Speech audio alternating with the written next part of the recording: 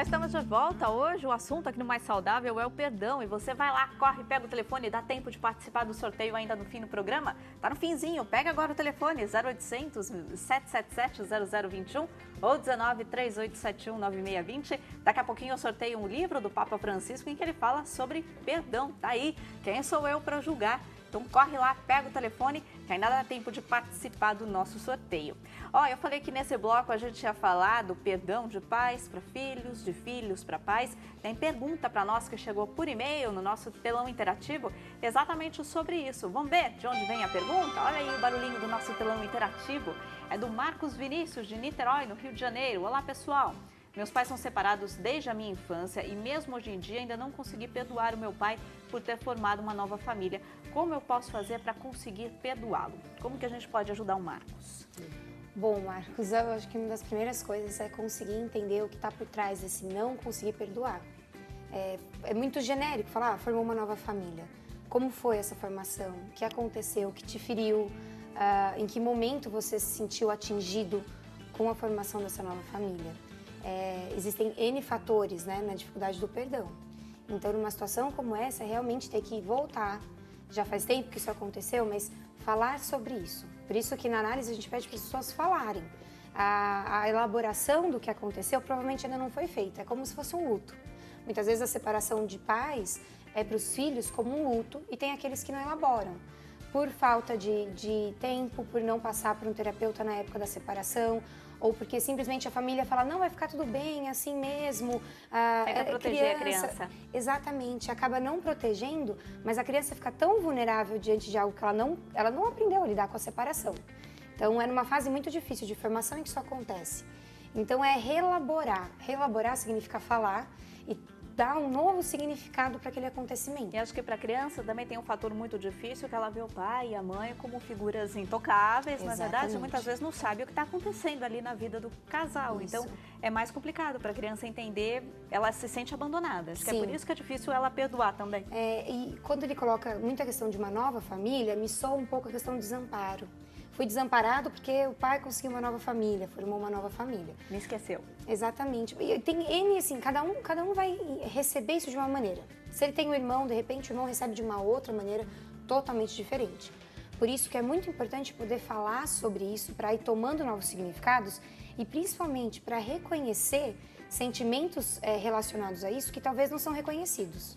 Então a questão é só a formação, só quando você começa a falar, muita coisa vem à tona e começa a perceber que não é só a formação de uma nova família. É possivelmente uma fantasia de um abandono, é a fantasia de que ele ama mais uma nova família, ou que deixou a mãe. E a gente sabe que na relação pai e mãe, quando se separam, muitas vezes a criança fica no meio de tiroteio. Então, seu pai fez isso, não, sua mãe disse aquilo, e vai criando fantasias referentes a esses pais que tem que ser falado para ver realmente, é isso. Eu ouvi e absorvi como verdade.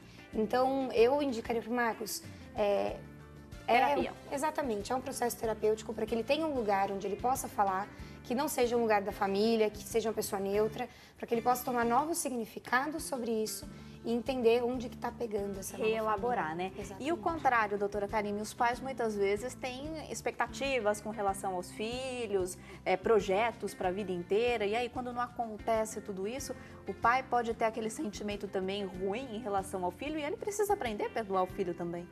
Sim, isso é muito comum, né? A gente vê muito isso em consultório. Por exemplo, o pai que projeta no filho o desejo de que o filho seja médico.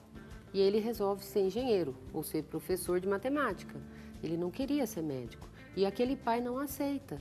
Ele não perdoa o filho por ter investido tanto naquele colégio particular e ele não ter seguido os passos que o pai traçou para ele, né? Não só isso, hoje a gente tem visto muito, infelizmente, né, com essa questão da internet, a internet nos ajudou muito, mas facilitou muito as traições virtuais. E a gente tem visto muito casais jovens traindo suas esposas e com filhos pequenos. E esses avós, esses pais de antigamente, eles estão vendo isso e eles não perdoam esses filhos. Porque eles estão perdendo a família, né? O neto, né? Aquela nora que ele gostava tanto, né? Então essa é a falta de perdão. Só voltando um pouquinho para o Marcos, essa questão da não perdoar que o pai formou uma nova família, né? Que triste. Se Jesus, eu falaria o seguinte para você, Marcos, se você fosse meu paciente. Primeiro lugar, graças a Deus que você tem um pai vivo. Meu pai, infelizmente, faleceu de câncer e eu sinto muita falta dele. E que bom que você tem um pai vivo. Aproveite seu pai, converse com seu pai, saiba perdoar, porque você também não é perfeito. Jesus, que era perfeito, aliás, foi o único perfeito nesse planeta, Filho de Deus, ele perdoou, perdoa todos nós. Quem somos nós para não perdoarmos? Tá? Pense nisso. Aproveita o conselho aí da doutora Karime, então vamos aproveitar, pegar o lado bom da vida e aproveitar as relações enquanto a gente tem com os nossos pais aí. E Rubi, é importante a gente trabalhar nas crianças também, nessa questão de perdoar, ensiná-las desde cedo, não é verdade? Exatamente. E só pegando um ganchinho aqui, entender também, o Marcos entender que os pais dele também se separaram porque provavelmente não estavam felizes naquela relação, né? Então teve um motivo para aquilo acontecer, né? Entender isso.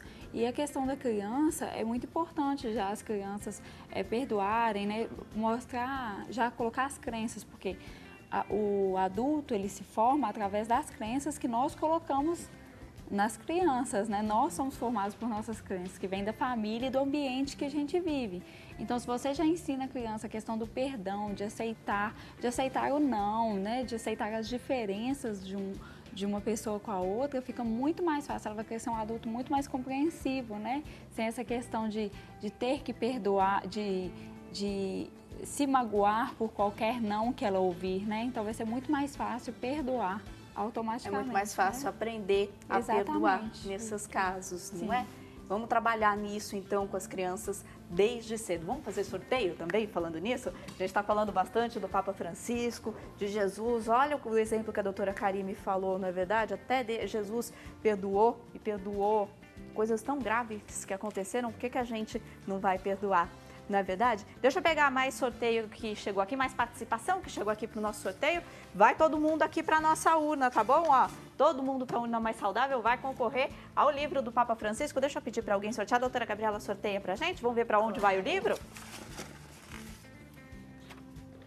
Boituva, São Paulo. Ei. Maria Clarice Nogueira Pires. Parabéns, Maria Clarice. Tá aqui, o livro vai para você. Então, quem sou eu para julgar? Livro do Papa Francisco, vai aí para sua casa, tá aqui, tá bom?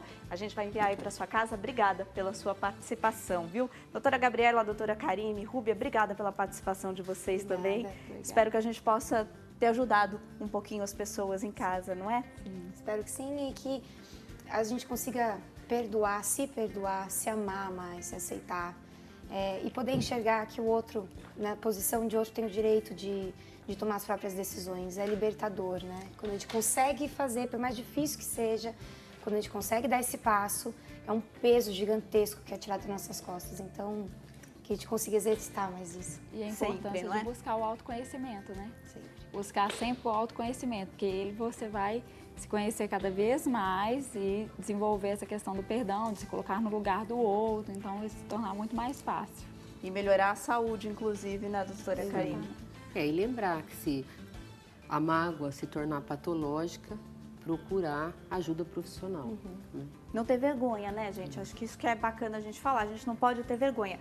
Primeiro, de se autoconhecer e de procurar ajuda, né? Às vezes a gente precisa de ajuda para conseguir se conhecer também. E o que a doutora falou que é muito importante, não só a medicação, mas também procurar um tratamento, que é o autoconhecimento, né? Que ajuda muito. Tem uma frase que eu gosto muito do Zé Roberto que diz: quanto mais eu me conheço, mais eu me curo e me potencializo. Exatamente. Que é muito importante, né? Se a gente começar a se conhecer melhor, várias coisas vão mudar para melhor na nossa em todas vida. as áreas da nossa Exatamente. vida, né? Obrigada, viu, gente? Imagina, Bom fim de semana. Obrigada. Olha, eu agradeço a sua participação, a sua companhia também durante essas 2 semanas que eu fiquei aqui no Mais Saudável. Segunda-feira, a Cissa está de volta de férias, está de volta aqui com vocês. Ela vai falar sobre anti-age. Eu agradeço de coração o carinho de vocês de todo o Brasil, tanto que ligaram aqui pra gente, me acolhendo aqui no Mais Saudável, nas redes sociais, todos me acolheram muito bem. Agradeço toda a equipe do Mais Saudável também, que me recebeu super bem. Fiquei muito feliz, de verdade, tá bom? Segunda-feira eu tô de volta no Século News, espero sua companhia lá também a partir do 12h15. Ótima tarde para todos vocês, aproveitem o fim de semana e a gente se vê na segunda-feira. Beijo!